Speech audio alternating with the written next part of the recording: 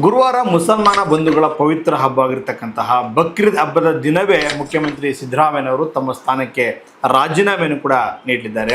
ಈಗ ಸಾಕಷ್ಟು ಜನರು ಮಾತನಾಡ್ಕೊಳ್ತಿರುವಂಥದ್ದು ಡಿ.ಕೆ. ಶಿವಕುಮಾರ್ ಅಲ್ಲ, ಪರಮೇಶ್ವರ್ಗೆ CM ಪಟ್ಟ ಸಿಗ್ಬೋದು, ದಲಿತ ಕೋಟಾದಡಿ ಅವರಿಗೆ ದಲಿತ ಮುಖ್ಯಮಂತ್ರಿ ಆಗ್ಬೋದು ಅಂತ ಹೇಳಿ ಒಂದಿಷ್ಟು ಸಾಧ್ಯತೆಗಳನ್ನ ಹೇಳ್ತಾ ಇರುವಂಥದ್ದು. ಡಿ.ಕೆ. ಶಿವಕುಮಾರ್ ಸದ್ಯಕ್ಕೆ 90% ಅವರೇ, 10% ಪರಮೇಶ್ವರ್ ಅಂತ ಹೇಳಿ ಒಂದಿಷ್ಟು ಮಾತುಕತೆಗಳಾಗ್ತಾ ಇದೆ. ಅಂದರೆ 4 ಮಂದಿ ಸಚಿವರಿಗೆ DCM ಪಟ್ಟವನ್ನು ಕೊಡಬೇಕು ಅನ್ನುವಂಥದ್ದು ಒಂದಿಷ್ಟು ಚರ್ಚೆ ಕೂಡ ಆಗ್ತಾ ಇದೆ. ಅದರಲ್ಲಿ ಪ್ರಮುಖವಾಗಿ ದಲಿತ ಕೋಟಾದಡಿ ಪ್ರಿಯಾಂಕರ್ಗೆ ಮತ್ತು ಪರಮೇಶ್ವರ್ ಇಬ್ಬರು ಕೂಡ ಪೈಪೋಟಿ ಇರುವಂಥದ್ದು.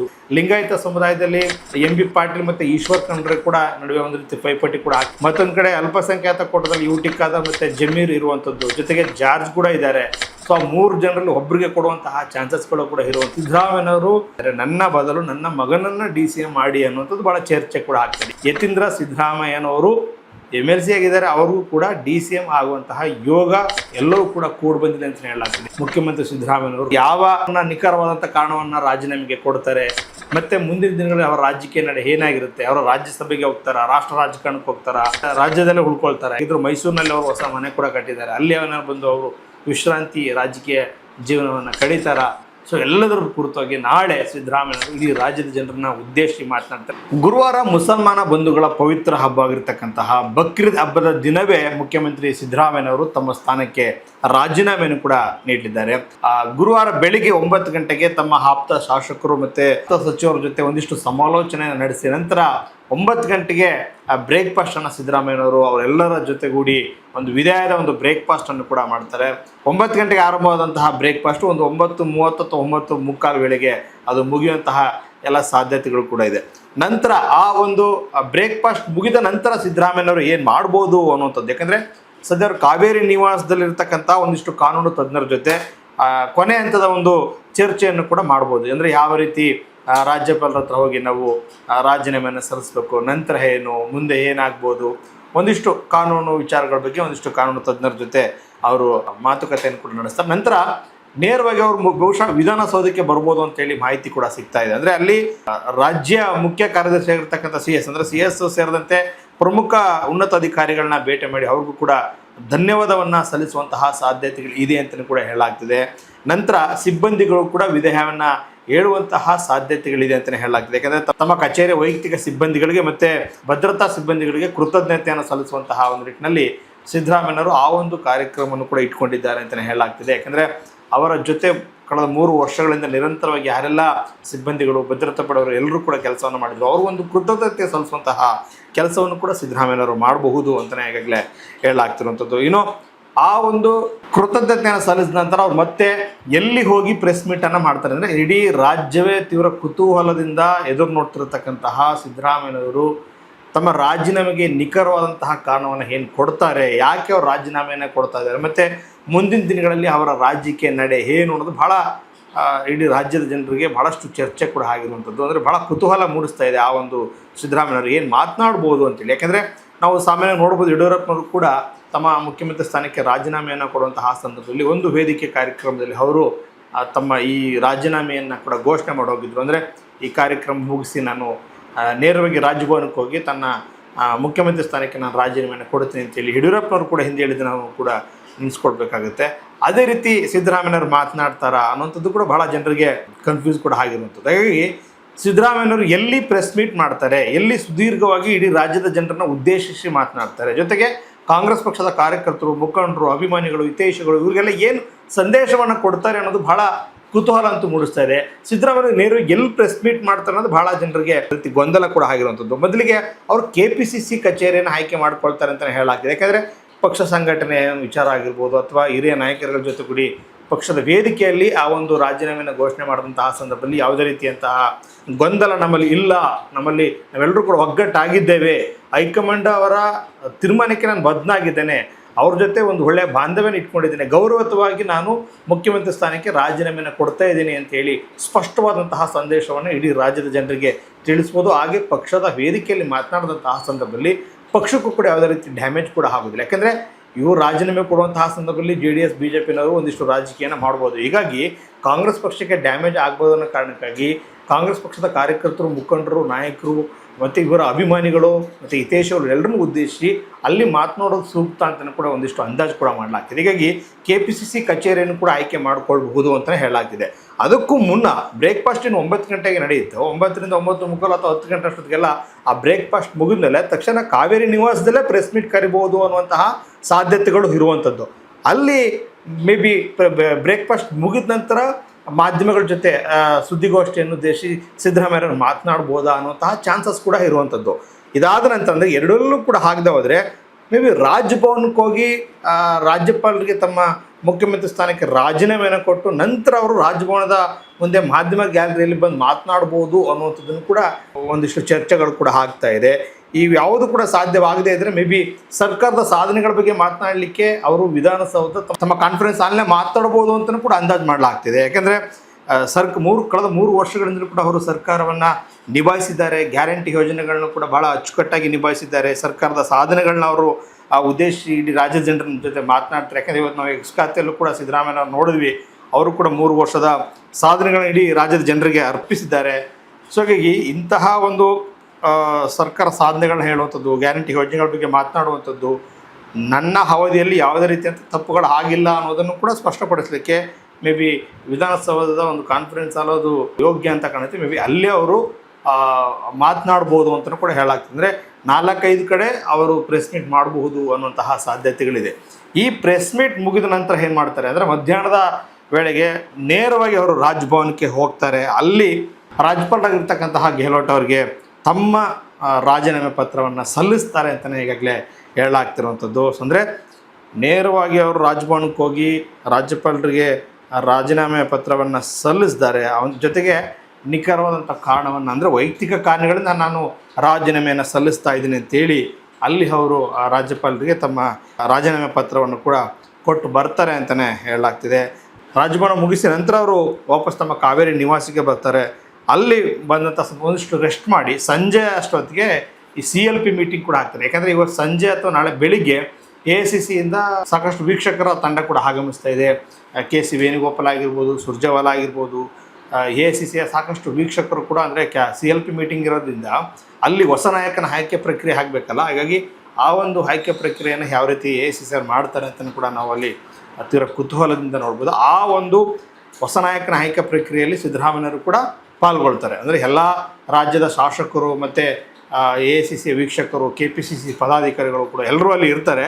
ಅಲ್ಲಿ ಹೊಸ ನಾಯಕನ ಆಯ್ಕೆ ಪ್ರಕ್ರಿಯೆಯಲ್ಲಿ ಕೂಡ ಅವರು ಭಾಗವಹಿಸ್ತಾರೆ ಅಂತಲೇ ಹೇಳಲಾಗ್ತಿದೆ. ಅಲ್ಲಿ ಯಾರನ್ನ ಆಯ್ಕೆ ಮಾಡ್ತಾರೆ ಅನ್ನೋದು ಭಾಳ ಕುತೂಹಲ ಮೂಡಿಸ್ತಿರುವಂಥದ್ದು. ಈಗ ಸಾಕಷ್ಟು ಜನರು ಮಾತನಾಡ್ಕೊಳ್ತಿರುವಂಥದ್ದು DK ಶಿವಕುಮಾರ್ ಅಲ್ಲ, ಪರಮೇಶ್ವರ್ಗೆ CM ಪಟ್ಟ ಸಿಗ್ಬೋದು. ಹೀಗಾಗಿ ಪರಮೇಶ್ವರ್ ಅವರು ಬೆಳಿಗ್ಗೆ ಅವ್ರ ಮನೆಯಲ್ಲಿ ಹೋಮಹವನ ಮಾಡಿಸಿದ್ದಾರೆ. ದಲಿತ ಕೋಟಾದಡಿ ಅವರಿಗೆ ದಲಿತ ಮುಖ್ಯಮಂತ್ರಿ ಆಗ್ಬೋದು ಅಂತೇಳಿ ಒಂದಿಷ್ಟು ಸಾಧ್ಯತೆಗಳನ್ನ ಹೇಳ್ತಾ ಇರುವಂಥದ್ದು. ಸೊ ಹಾಗಾಗಿ DK ಶಿವಕುಮಾರ ಅಥವಾ ಪರಮೇಶ್ವರ ಯಾರಿಗೆ ಪಟ್ಟವನ್ನು ಕಟ್ತಾರೆ ಅಂತೇಳಿ ಅಂತಿಮವಾಗಿ ಆ ಒಂದು CLP ಮೀಟಿಂಗ್ನಲ್ಲಿ ಗೊತ್ತಾಗುತ್ತೆ. KC ವೇಣುಗೋಪಾಲ್, ಸುರ್ಜೇವಾಲಾ ಅಂದರೆ ಸುರ್ಜೇವಾಲಾ ರಾಜ್ಯ ಉಸ್ತುವಾರಿ ಆಗಿರೋದ್ರಿಂದ ಅವರು ಮೇ ಬಿ ಆ ಒಂದು ಹೊಸ ನಾಯಕನ ಅಂದರೆ CLP ನಾಯಕನನ್ನು ಕೂಡ ಅವರು ಘೋಷಣೆ ಮಾಡುವಂತಹ ಸಾಧ್ಯತೆಗಳಿದೆ. ಅದನ್ನು ಆ ಒಂದು CLP ಮೀಟಿಂಗ್ ಆಗೋರಿಗೂ ಕೂಡ ಯಾರು ಹೊಸ ಮುಖ್ಯಮಂತ್ರಿ ಅನ್ನೋದನ್ನು ಯಾರೂ ಕೂಡ ಹೇಳೋದಿಲ್ಲ. ನಾಳೆ ಮೇ ಬಿ ಸಿದ್ದರಾಮಯ್ಯವರು ಕೂಡ ಪ್ರೆಸ್ ಮೀಟ್ ಮಾಡುವಂತಹ ಸಂದರ್ಭದಲ್ಲಿ ಇಂಥವ್ರನ್ನೇ ನಾವು ಮುಖ್ಯಮಂತ್ರಿ ಮಾಡ್ತಿದ್ದೀವಿ ಅಂತೇಳಿ ಬಹುಶಃ ಹೇಳೋದು ಭಾಳ ಕಮ್ಮಿ, ಆ ಸಾಧ್ಯತೆ ತೀರಾ ಕಮ್ಮಿ ಅಂತಲೇ ಹೇಳಲಾಗ್ತದೆ. ಯಾಕಂದರೆ CLP ಮೀಟಿಂಗ್ ಅದೊಂದು ಏನು ಪ್ರೋಸೆಸ್ ಇರುತ್ತೆ ಕಾಂಗ್ರೆಸ್ ಪಕ್ಷದ ಹೈಕಮಾಂಡಲ್ಲಿ, ಅಂದರೆ ಎಲ್ಲ ಶಾಸಕರ ಅಭಿಪ್ರಾಯ ಮತ್ತು ಸಹಿ ಸಂಗ್ರಹವನ್ನು ಕೂಡ ತೆಗೆದುಕೊಳ್ತಾರೆ. ಒನ್ ಅವರ ಒಪಿನಿಯನ್ ಕೂಡ ಕೇಳ್ತಾರೆ. ಯಾರನ್ನು CLP ನಾಯಕನಾಗಿ ಮಾಡಬೇಕು ಅಂತೇಳಿ ಅವರು ಒಂದಿಷ್ಟು ಒಪಿನಿಯನ್ ತೆಗೆದುಕೊಳ್ತಾರೆ. ಯಾಕಂದರೆ ಮುಂದಿನ ದಿನಗಳಲ್ಲಿ ಯಾವುದೇ ರೀತಿ ಒಪಿನಿಯನ್ ತೆಗೆದುಕೊಂಡಿಲ್ಲ, ಸಹಿ ಸಂಗ್ರಹ ಆಗಲಿಲ್ಲ, ಶಾಸಕಾಂಗ ಪಕ್ಷದ ನಾಯಕನ ಆಯ್ಕೆ ಮಾಡುವಂತಹ ಸಂದರ್ಭದಲ್ಲಿ ಶಾಸಕರ ಕೇಳಲಿಲ್ಲ ಅನಿಸ್ಕೊಬಾರ್ದಲ್ಲ. ಹೀಗಾಗಿ ಅವರೆಲ್ಲರ ಒಂದು ಅಭಿಪ್ರಾಯವನ್ನು ಕೂಡ AICC ಪರ ವೀಕ್ಷಕರು ಕೂಡ ಪಡೆದುಕೊಳ್ತಾರೆ. ಅಲ್ಲಿ ಅಂತಿಮವಾಗಿ ಹೊಸ ನಾಯಕನ ಉದಯ ಕೂಡ ಆಗುತ್ತೆ. ಯಾರಿಗೆ ಮುಖ್ಯಮಂತ್ರಿ ಸ್ಥಾನ ಸಿಗಬೇಕು ಅಂತೇಳಿ ಅಲ್ಲಿ ಆಯ್ಕೆ ಆಗುತ್ತೆ. ಅಂದರೆ ನಾಳೆ ಸಂಜೆ ವೇಳೆಗೆ ಹೊಸ ನಾಯಕನ ಘೋಷಣೆ ಕೂಡ ಆಗುತ್ತೆ. ಆ ಹೊಸ ನಾಯಕ DK ಶಿವಕುಮಾರ್ ಆಗ್ತಾರೋ ಅಥವಾ ಪರಮೇಶ್ವರ್ ಆಗ್ತಾರೋ, ಯಾರು CLP ನಾಯಕನಾಗಿ ಆಯ್ಕೆ ಆಗ್ತಾರೋ ಅವರು ಶಾಸಕರ ಬೆಂಬಲ ಪತ್ರದೊಂದಿಗೆ ಮತ್ತೆ ಗುರುವಾರ ರಾತ್ರಿ ಮೇ ಬಿ ರಾಜ್ಯಪಾಲರನ್ನ ಭೇಟಿ ಮಾಡ್ಬೋದು. ಬಹುಶಃ ಇಲ್ಲಾಂದರೆ ಶುಕ್ರವಾರ ಬೆಳಿಗ್ಗೆ ಮಾಡ್ಬೋದು. ಬಹುಶಃ ನಮಗೆ ತಿಳಿದಿರೋ ಮಟ್ಟಿಗೆ ಶುಕ್ರವಾರವೇ ನೂತನ ಮುಖ್ಯಮಂತ್ರಿಯಾಗಿ ಪದಗ್ರಹಣ ಕಾರ್ಯಕ್ರಮದಲ್ಲಿ DK ಶಿವಕುಮಾರ್ ಭಾಗಿ ಆಗ್ಬೋದು. ಅವರೇ ಮುಖ್ಯಮಂತ್ರಿಯಾಗಿ ಪ್ರಮಾಣ ವಚನ ಸ್ವೀಕರಿಸ್ತಾರೆ ಅಂತಲೇ ಹೇಳಲಾಗ್ತಿದೆ. ಸೊ ಹೀಗಾಗಿ ಅವರು ಶಾಸಕರ ಬೆಂಬಲ ಪತ್ರದೊಂದಿಗೆ ರಾಜ್ಯಪಾಲರನ್ನ ಭೇಟಿ ಮಾಡಿ ಸರ್ಕಾರವನ್ನು ರಚಿಸಲಿಕ್ಕೆ ಹಕ್ಕನ್ನು ಡಿ ಕೆ ಶಿವಕುಮಾರ್ ಕೂಡ ಮಂಡಿಸ್ತಾರೆ. ಅಂದರೆ ಶಾಸಕರ ಸಹಿ ಪತ್ರದ ಜೊತೆ ಅವರು ನನಗೆ ಸ್ಪಷ್ಟವಾದಂತಹ ಬಹುಮತ ಇದೆ, 136 ಶಾಸಕರ ಬೆಂಬಲ ಪತ್ರವನ್ನು ರಾಜ್ಯಪಾಲರಿಗೆ ಕೊಟ್ಟು ಸರ್ಕಾರವನ್ನು ರಚನೆ ಮಾಡಲಿಕ್ಕೆ ಹಕ್ಕನ್ನು ಮಂಡಿಸ್ತಾರೆ. ಇವರು ಮುಖ್ಯಮಂತ್ರಿಗಳ ಹೊಸ ಮುಖ್ಯಮಂತ್ರಿ ಯಾರು ಇರ್ತಾರೆ ಅವರು ಯಾವ ದಿನಾಂಕವನ್ನು ಕೇಳ್ಕೊಂಡಿರ್ತಾರೆ ಆ ದಿನಾಂಕಕ್ಕೆ ರಾಜ್ಯಪಾಲರು ಕೂಡ ಅವರಿಗೆ ಪ್ರಮಾಣ ವಚನವನ್ನು ಸ್ವೀಕರಿಸಲಿಕ್ಕೆ ಅಂದರೆ ಬೋಧಿಸಲಿಕ್ಕೆ ಅವರು ಕೂಡ ಬರ್ತಾರೆ. ಮೇ ಬಿ ಈ ಫ್ರೈಡೇ ಅಥವಾ ಸಂಡೇ ಆಗುವಂತಹ ಸಾಧ್ಯತೆಗಳಿದೆ. ನಾಳೆ ರಾತ್ರಿ ವೇಳೆಗೆ ಎಲ್ಲವೂ ಕೂಡ ಪೂರ್ಣ ಪ್ರಮಾಣದಲ್ಲಿ ಇಂಥವರೇ ಮುಖ್ಯಮಂತ್ರಿ ಅಭ್ಯರ್ಥಿ ಅಂತೇಳಿ ನಾವು ಸ್ಪಷ್ಟನೆಯನ್ನು ಕೊಡ್ಬೋದು. ಡಿ ಕೆ ಶಿವಕುಮಾರ್ ಸದ್ಯಕ್ಕೆ 90% ಅವರೇ, 10% ಪರಮೇಶ್ವರ್ ಅಂತೇಳಿ ಒಂದಿಷ್ಟು ಮಾತುಕತೆಗಳಾಗ್ತಾಯಿದೆ. ಅಂದರೆ ಇವರ ಜೊತೆ ಡಿ ಕೆ ಶಿವಕುಮಾರ್ ಮುಖ್ಯಮಂತ್ರಿಯಾಗಿ ಪ್ರಮಾಣ ವಚನವನ್ನು ಸ್ವೀಕರಿಸೋದು ಶುಕ್ರವಾರ ಅಥವಾ ಭಾನುವಾರ. ಇವರು ಪ್ರಮಾಣ ವಚನ ಸ್ವೀಕರಿಸುವಂತಹ ಸಂದರ್ಭದಲ್ಲಿ ಯಾರಿಗೆಲ್ಲ DCM ಹುದ್ದೆಗಳು ಸಿಗಬಹುದು ಅನ್ನೋದು ಬಹಳ ಚರ್ಚೆ ಕೂಡ ಆಗ್ತಿದೆ. ಎಲ್ಲ ಸಮುದಾಯದ ಕೂಡ DCM ಕೊಡಬೇಕು ಅಂದರೆ 4 ಮಂದಿ ಸಚಿವರಿಗೆ DCM ಪಟ್ಟವನ್ನು ಕೊಡಬೇಕು ಅನ್ನುವಂಥದ್ದು ಒಂದಿಷ್ಟು ಚರ್ಚೆ ಕೂಡ ಆಗ್ತಾಯಿದೆ. ಅದರಲ್ಲಿ ಪ್ರಮುಖವಾಗಿ ದಲಿತ ಕೋಟಾದಡಿ ಪ್ರಿಯಾಂಕರ್ಗೆ ಮತ್ತು ಪರಮೇಶ್ವರ್ ಇಬ್ಬರು ಕೂಡ ಪೈಪೋಟಿ ಇರುವಂಥದ್ದು, ಇಬ್ಬರಲ್ಲಿ ಒಬ್ಬರಿಗೆ ಕೊಡೋಣ ಅನ್ನುವಂತಹ ಚರ್ಚೆಗಳು ಕೂಡ ಆಗ್ತಾಯಿದೆ. ಮತ್ತೊಂದು ಕಡೆ ಲಿಂಗಾಯತ ಸಮುದಾಯದಲ್ಲಿ MB ಪಾಟೀಲ್ ಮತ್ತು ಈಶ್ವರ್ ಖಂಡ್ರೆ ಕೂಡ ನಡುವೆ ಒಂದು ರೀತಿ ಪೈಪೋಟಿ ಕೂಡ ಆಗ್ತಾಯಿದೆ. ಅದರಲ್ಲಿ ಒಬ್ಬರಿಗೆ ಒಂದು DCM ಪಟ್ಟ ಕೊಡ್ಬೋದು ಅನ್ನೋಂತಹ ಸಾಧ್ಯತೆಗಳಿದೆ. ಮತ್ತೊಂದು ಕಡೆ ಅಲ್ಪಸಂಖ್ಯಾತ ಕೋಟಾದಲ್ಲಿ UT ಖಾದರ್ ಮತ್ತು ಜಮೀರ್ ಇರುವಂಥದ್ದು, ಜೊತೆಗೆ ಜಾರ್ಜ್ ಕೂಡ ಇದ್ದಾರೆ. ಸೊ ಆ 3 ಜನರಲ್ಲಿ ಒಬ್ಬರಿಗೆ ಕೊಡುವಂತಹ ಚಾನ್ಸಸ್ಗಳು ಕೂಡ ಇರುವಂಥದ್ದು.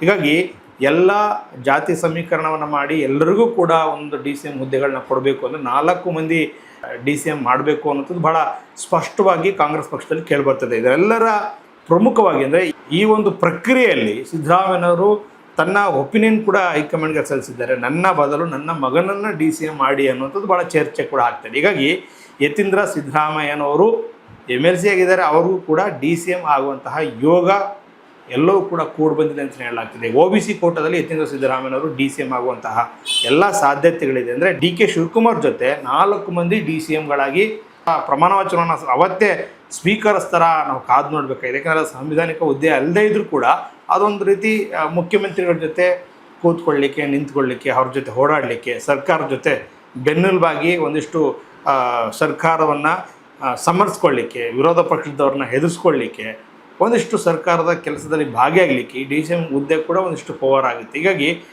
DCM 4 ಮಂದಿ DCM ಆಗ್ಬೋದು ಅಂತಹ ಸಾಧ್ಯತೆಗಳನ್ನು ಕೂಡ ಏನೆಲ್ಲಾಗ್ತಿದೆ. ಅಂತಿಮವಾಗಿ ನಾಳೆ ರಾತ್ರಿ ಬೆಳಗ್ಗೆ ಎಲ್ಲವೂ ಕೂಡ ಫೈನಲ್ ಆಗುತ್ತೆ. ಶುಕ್ರವಾರ ಇಲ್ಲಾಂದರೆ ಭಾನುವಾರ ಈ ರಾಜ್ಯಕ್ಕೆ ಕರ್ನಾಟಕ ರಾಜ್ಯಕ್ಕೆ ನೂತನ ಮುಖ್ಯಮಂತ್ರಿಯಾಗಿ ಡಿ ಕೆ ಶಿವಕುಮಾರ್ ಅವರು ಪದಗ್ರಹಣ ಮಾಡ್ಬೋದು, ಪ್ರಮಾಣ ವಚನವನ್ನು ಸ್ವೀಕರಿಸ್ಬೋದು ಅಂತೇಳಿ ಎಲ್ಲರೂ ಕೂಡ ಮಾತನಾಡ್ಕೊಳ್ತಾ ಇದ್ದಾರೆ. ನಾಳೆ ಮುಖ್ಯಮಂತ್ರಿ ಸಿದ್ದರಾಮಯ್ಯನವರು ರಾಜ್ಯದ ಜನರನ್ನು ಉದ್ದೇಶಿಸಿ ಏನು ಮಾತನಾಡ್ತಾರೆ ಅನ್ನೋಂಥದ್ದು ಭಾಳ ಚರ್ಚೆಯಲ್ಲಿರುವಂಥದ್ದು, ಭಾಳ ಕುತೂಹಲ ಇಡೀ ರಾಜ್ಯದ ಜನರಿಗಿದೆ.